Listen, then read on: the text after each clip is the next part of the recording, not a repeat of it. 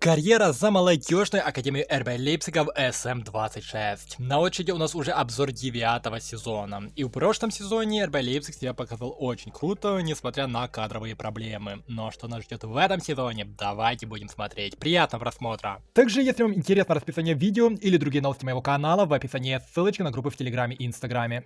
Начну я, конечно же, с новой партии молодых талантов, которые отправляются в нашу академку, то есть Red Bull Salzburg. Здесь 5 молодых талантов, потенциал у всех просто-таки замечательный, так же как и стоимость, они уже стоят все больше 5 миллионов, а если я их выведу на пик, то будет ожидаемо еще круче. Но вот чему я удивлен, так это то, что у всех игроков рейтинг 84, хотя потенциал был максимальный разный. Странно как-то получается, и на самом деле эти игроки отлично подойдут под ротацию, но вот под основу как будто бы все равно сомнительно.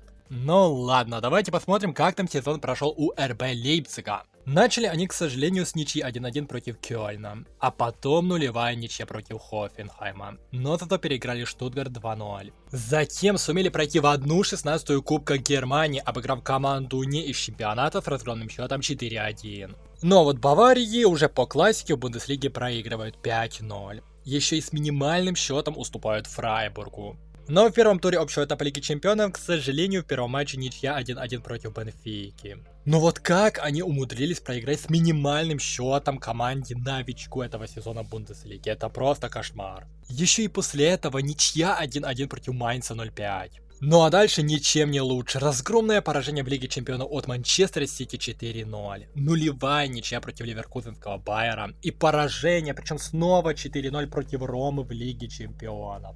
Наконец-таки долгожданная победа случилась против Хайденхайма 2-0 в гостях. Но проиграли с таким же счетом в гостях Дортмундской Боруссии. Зато в следующей игре удалось переиграть Аугсбург, правда с трудом 2-1. А вот и первые 3 очка в общем этапе Лиги Чемпионов. Минимальная победа над Рапидом. А за ней последовал вылет в 1/16 Кубка Германии. Уступили команде не из Бундеслиги, сыграв на ничью 1-1 и вылетев по серии пенальти. Это, если что, та же самая команда, от которой они вылетели в прошлом сезоне. Что это за бред вообще? Но не меньший бред случился дальше. Нулевая ничья против Юниона Берлина. Но зато минимально удалось переиграть Боруссию Мюнхен-Гладбах. В Лиге Чемпионов снова потеря очков. 3-1 проиграли Ливерпулю. Но удалось минимально победить Санкт-Паули в Бундеслиге. А еще более крупно победили Айнтрахт 2-0 в гостях. А вот дальше, о чудо, 3 очка в общем этапе Лиги Чемпионов, причем против довольно серьезного противника, ливеркузенского Байера 4-1. Ну и 3-0 обыграли Вольфсбург в Бундеслиге. Но вся моя радость заканчивается, когда я увидел результат матча против Вердера. Нулевая ничья.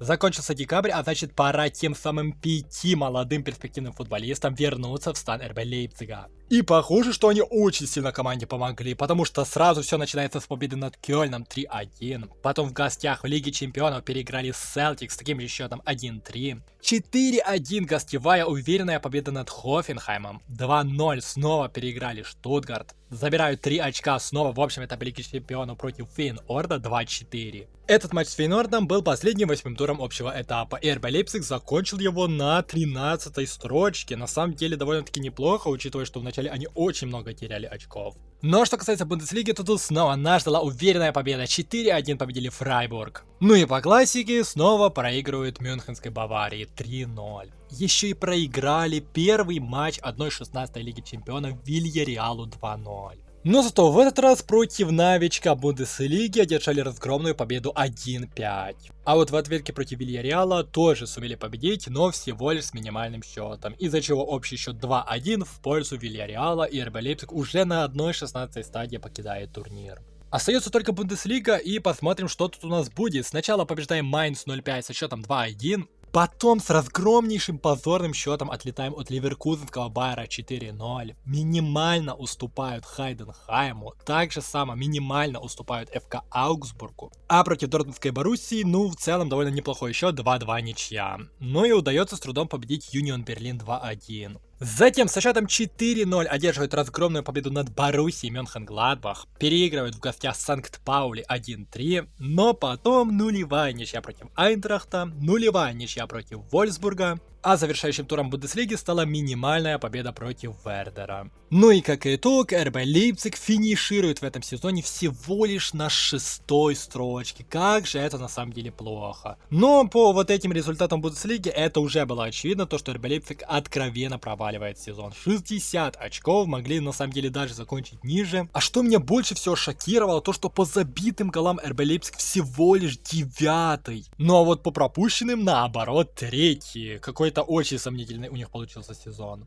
Чтобы вы понимали, сезон настолько плохим получился, что я даже с вами не могу поделиться какими-то футболистами РБ Лейпцига в гонке бомбардиров и в гонке лучших ассистентов, потому что там буквально никого в топе нет, это прям отвратительно плохо. Ну а что касается изменений в составе, то вот так вот состав РБ Лейпцига выглядел в начале этого сезона, а вот так вот в итоге он изменился. К сожалению, средний рейтинг команды таки остался 84, по среднему рейтингу стартового состава команда почти что на 1 единицу рейтинга регрессировала, минус 10 по плюсам и минусам, если изучить отдельные позиции. Ну и по-прежнему есть из нашей академки здесь 4 футболиста в составе, то есть тот рекорд, который был в прошлом выпуске, по-прежнему держится. Не знаю, будет ли в будущем больше игроков подобных, но эта тенденция как будто бы ни к чему хорошему не ведет, потому что окей, наши игроки здесь есть из молодежки, но результаты в то же время пошли какие-то отвратительными. Едва ли это связано с наличием наших футболистов, скорее всего это связано с тем, что никого лучшего нам не попадаются в молодежке и никого лучшего сам РБ Лейпциг не находит на трансферном рынке, чтобы наши игроки соответственно не попадали в этот стартовый состав. Ну, честно, не знаю, очень как-то сомнительно получилось. Но что касается Red Bull Зальцбурга, за который я параллельно играл и чисто был как наблюдатель за РБ Лейпцигом, там мы взяли чемпионство Австрии уже 3-й сезон подряд. Вот это на самом деле классное достижение. Но это случилось всего лишь с разницей в 1 очко, и до самого последнего тура шла борьба. То есть буквально в последнем туре вся судьба чемпионства решилась. Вот это было круто, я такие на самом деле люблю моменты, такие эмоциональные качели, но редко что-то подобное получается. В Кубке Австрии мы же с треском провалились, 2-й сезон подряд вылетаем в 1-й же стадии, то есть в 1/8. Скатали на нулевую ничью против местной сильной команды, но, к сожалению, нам не повезло по серии пенальти. А вот в Лиге Чемпионов, где мы тоже играли как и РБ Лейпциг, и мы еще имели в прошлом сезоне довольно-таки хороший успех в этой самой Лиге Чемпионов, в этом сезоне мы еле-еле на самом деле сумели выйти в плей-офф, всего лишь 22-я строчка общего этапа. Но зато в плей-оффе в 1/16 мы попались на Боруссию Дортмунд, где проиграли первый матч с минимальным счетом, но вот во втором умудрились выиграть их со счетом 1-4 и тем самым прошли в 1/8.